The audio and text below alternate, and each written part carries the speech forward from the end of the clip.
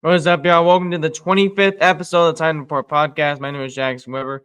Appreciate y'all tuning in today. We have a lot to be talking about, from trade rumors to the game today and the bye week. A lot to be talked about. So appreciate y'all tuning in. We have a big episode to get to.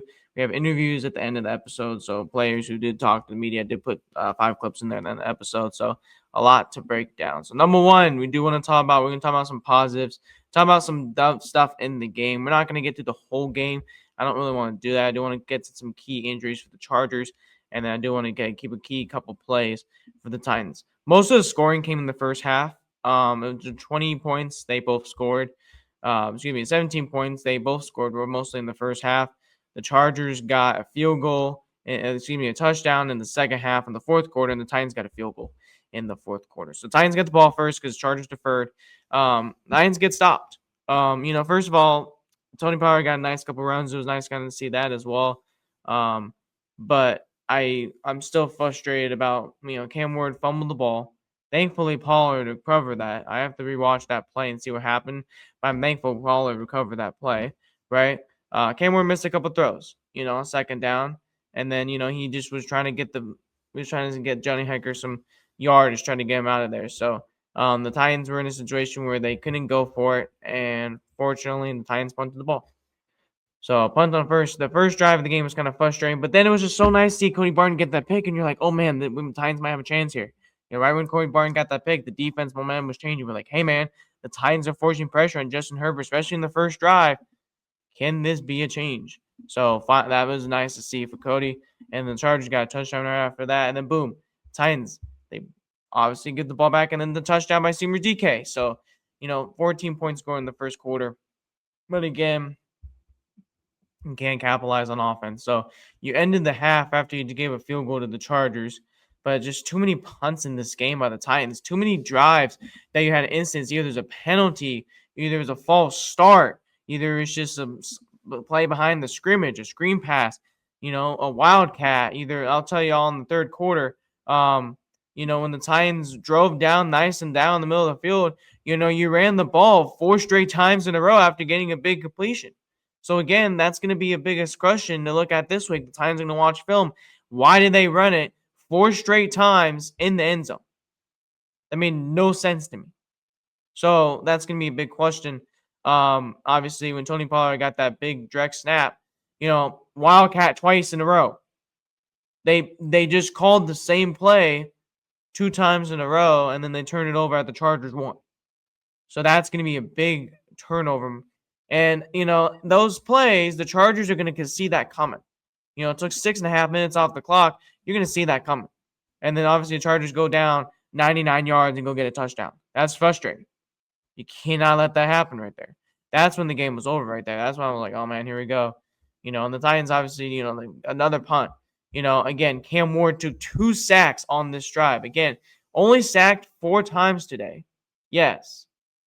But, however, when you're in that situation, a second down 14, it's hard to see plays get made, especially when Cam holds on to the ball. I get it why he holds on to the ball. Because you want to make a big play down the field. You're waiting for your receiver to get set, and then he takes another sack. So that's also frustrating for the Titans offensive line that they cannot hold up right there, especially the Chargers blitzed a lot today. So, and then the Titans sacked on 2 times on that drive. Good to see Jihad Ward, and we'll talk about that in just a minute. And that was the end of the game. So that's it for the Titans. That's all what they had right there. So a couple things to know. We're going to talk about 3 positives, talk about 3 negatives. We do want to talk about on the podcast before I get into anything about trade rumors or get anything about third down issues. So number one, let's talk about the positives. I do want to talk about the positives, say some nice things. Number one, pressure on Justin Herbert. Yes, I know that Justin Herbert was a dog today. Okay, Justin Herbert had 250 yards in the air.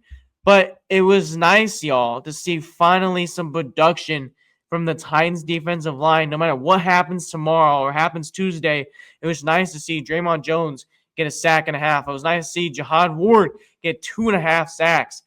That's momentum building. Whoever's going to stay on this team, whoever's going to get shipped on, it's going to be a momentum, especially the next weeks to come. And I love that. So just for them to get pressure, Sebastian Joseph Day, also Cedric Gray got a sack. that's really nice to see, and that's going to be a big future and a big goal for the Tennessee Titans, especially in the offseason to address. Get some pass rush, but man, that's huge. That's very huge. Number two is the run game. Now, I know some of y'all are going to be like, why you mentioned the run game? It was nice to see Tony Pollard get some nice rushes on the ground. 5.5 today on the ground, as long as it was a 16-yard run. If Pollard gets traded tomorrow or Tuesday or whatever, I don't know if he will or not, that was a big positive for the Titans, especially Spears. You know, him and Spears being the 1-2, that'd be nice to see. So we have to see what's going to happen. I'm interested to see if the Titans do that. We'll talk about that in a minute. But just good to see Tony Pollard get some nice runs on the ground today. Number three, the rookies, Chimere Dike, especially that punt return. I love that. Finally him getting his first punt return touchdown. It was going to happen sooner than later. We already know, right? 1,000 yards over scrimmage. And I believe that's the first time since 2012 that happened, 13 years ago. I have to find the player and let you guys know that on whenever I film the podcast next, which episode will be out on Friday. But for right now, that was just nice to see for Chimere Dike. I love that. So we do got to talk about some other things, other positives. I do 3-2. So yeah, that's some positives I do want to talk about. Unfortunately, I do have to talk about some negatives now. I did find out for you guys. Darius Raynaud, he turned 2 scores against Jacksonville December 30th, 2012. His first special teams return score, punt, or kickoff since A.J. Brown. Remember when, I don't know if y'all remember this play exactly, but when he got the onside kick, it went up in the air, and A.J. Brown made a nice little spin move and ran for the touchdown. That was 2020 for the COVID. So I do want to give you all that little stat. Just had to find it in my little notes over here. So that's why I do want to say some positives. Some negatives, though, we do unfortunately got to talk about some negatives, unfortunately. So number one, no touchdowns on the offense. The offense did not move the ball well. The Titans did not execute on offense. That was the biggest problem today. That's probably number one, number two, third downs. You did not address the third down. You're 1 for 9 on third down, I believe.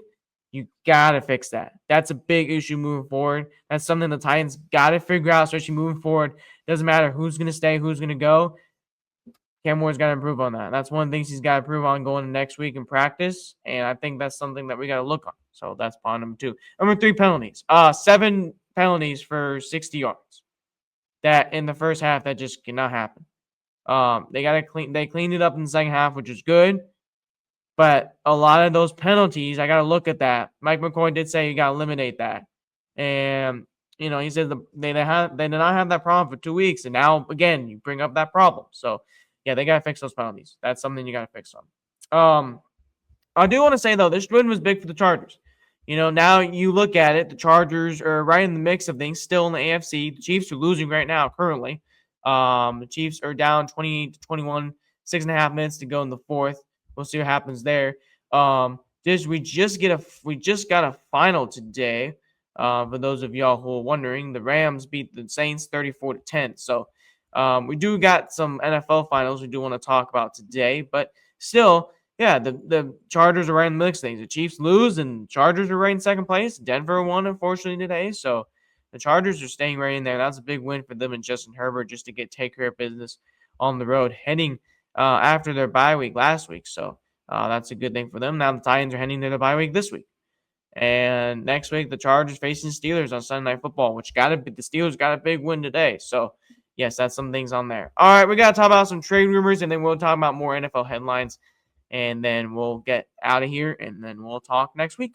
So, okay, so I'm filming this on Sunday. Obviously, as you guys know, this is the third to last day,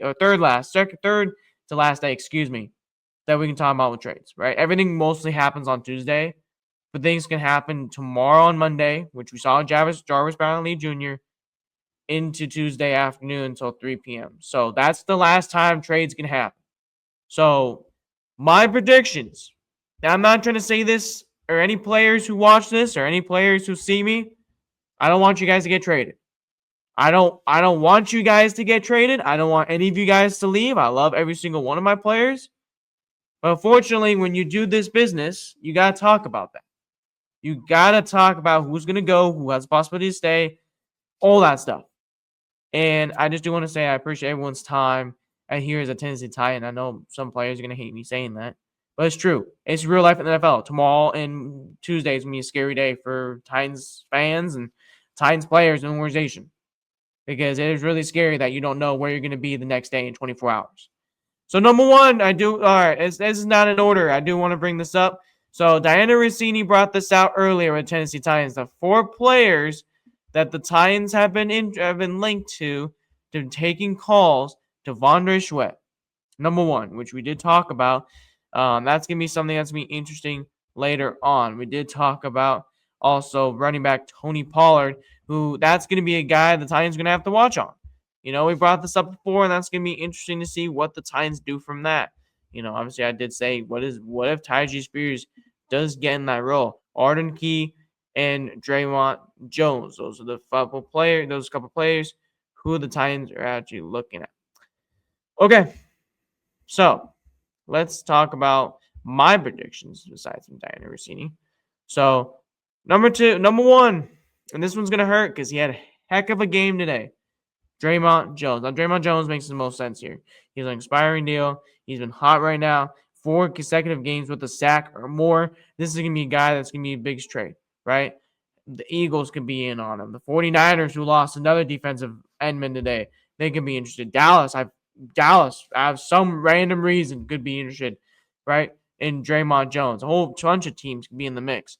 But that's going to be a guy who the Titans are going to put out there, and they can generate like a 4th or 5th round pick back. We'll see. Probably nothing higher than that. Another player, number 2, to keep an eye on, Tony Pollard, like we just mentioned. Pollard could be shipped on. He's gotten a lot of interest. A lot of players, a lot of teams have been calling. I know the Chiefs are one that have been calling for sure. That could be a team that just lost Isaiah Pacheco. That they can definitely bring up Tony Pollard for depth, especially for the playoffs. You can never have enough depth at running back. And Chiefs running back room is struggling right now, and they're really struggling today. Besides Kareem Hunt, who's their only decent running back, everybody else is struggling at the moment. So Hunt only has 49 yards today. Their backup running back's not even playing. So that's going to be the thing here, is if the Kansas City Chiefs are going to be willing to look for a running back and see if Buffalo, and if they want to trade for one with Tennessee. That's going to be the biggest thing. Number 3 is Arden Key. The reason why Arden Key is because obviously he's another 1-year expiring deal. He hasn't been healthy, though. But that could be changed. He can get healthy quick. I think this is going to be a guy who's going to get a lot of interest. And we'll see if the Titans do deal with them. Vondre Sweat, oh boy.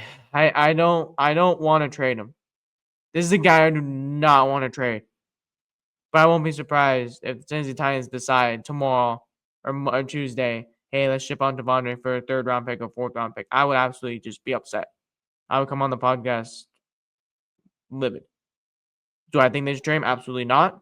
But do I think the Titans might? Yes. Especially what I'm hearing.